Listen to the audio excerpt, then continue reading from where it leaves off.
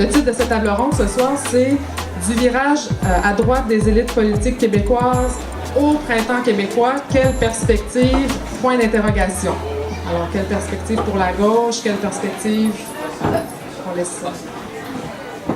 On laisse la question en suspens. Pourquoi une table ronde aujourd'hui, ce soir?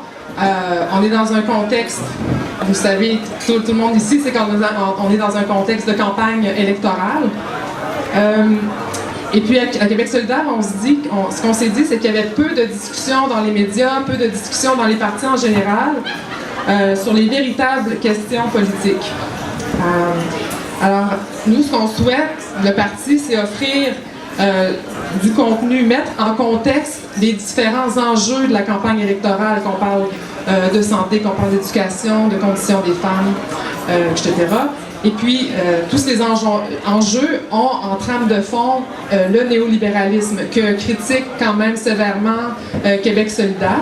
Québec solidaire a des solutions de rechange à proposer positives pour remplacer le néolibéralisme. On parle peut-être d'économie sociale, de coopération, etc.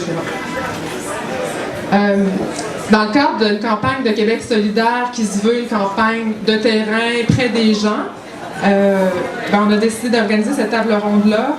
Et puis, on s'est dit, à Québec solidaire, pourquoi pas en profiter? On a des membres extraordinaires en général, des gens qui se posent des questions sur la société, qui réfléchissent, qui analysent.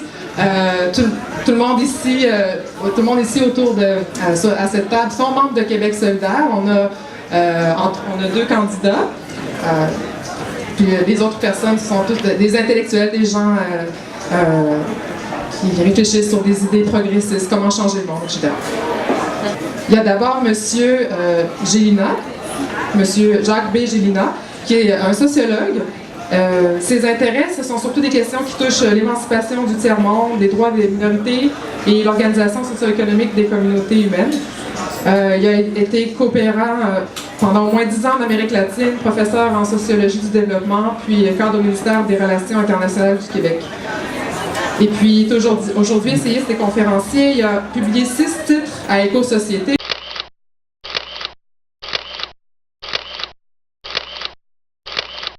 Et ensuite, M. Serge Roy. Wouhou!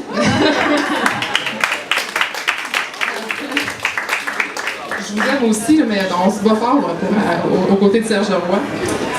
On est enthousiaste quand on parle de lui. Qui est candidat pour Québec solidaire dans Tachereau pour la 3e fois. Et puis, c'est quelqu'un qui est à Québec depuis au moins 45 ans, qui a milité dans plusieurs groupes environnementaux, sociaux. C'est un syndicaliste aussi, qui a été président du syndicat de la fonction publique du Québec de 1996 à 2001, qui a participé à la fondation de l'Association québécoise pour le contrat mondial de l'eau, a publié récemment l'ouvrage « Fonction publique menacée, le néolibéralisme à l'assaut des services publics », publié chez M Éditeur. Je pense que l'ouvrage est disponible ici à l'entrée.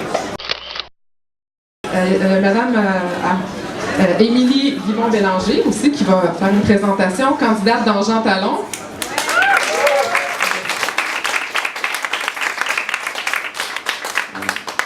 Alors, Émilie détient un baccalauréat en service social, un certificat en sociologie à l'Université Laval, a effectué des stages de coopération internationale en Inde, au Ghana. C'est une boursière de l'Institut de recherche en santé du Canada.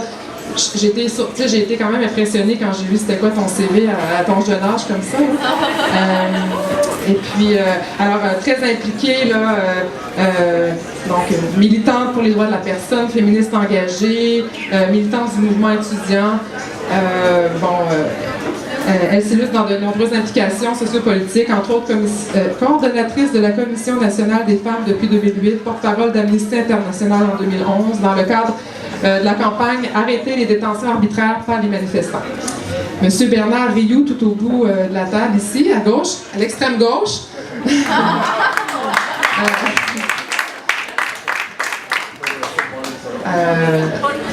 Qui est militant socialiste depuis le début des années 70, il a participé au processus d'unification de la gauche politique. Participé à la fondation du Parti de la démocratie socialiste et à celle de l'Union des forces progressistes. Bon, c'est un militant de Québec solidaire. Il a participé au collectif de gauche socialiste où il a été longtemps responsable de son site lagauche.com. Il est membre fondateur de Presse-toi à gauche. Voilà. Et puis, le dernier et non le moindre, M. Pierre Moutarde, professeur de philosophie au Collège de Limoilou. Est-ce que c'est toujours agréable d'enseigner la philosophie de nos jours? Ah, ex-professeur, OK. C'est spécialisé à l'occasion de fréquents voyages de recherche dans l'étude des mouvements sociaux en Amérique latine et des enjeux relatifs à la démocratie et aux droits humains. Alors, il est auteur notamment chez Éco-Société, oui. Monsieur Moutarde, chez Éco-Société, oui, OK, de repenser l'action politique de gauche, essai sur l'éthique, la politique et l'histoire, et quand l'utopie ne désarme, des pratiques alternatives de la gauche latino-américaine.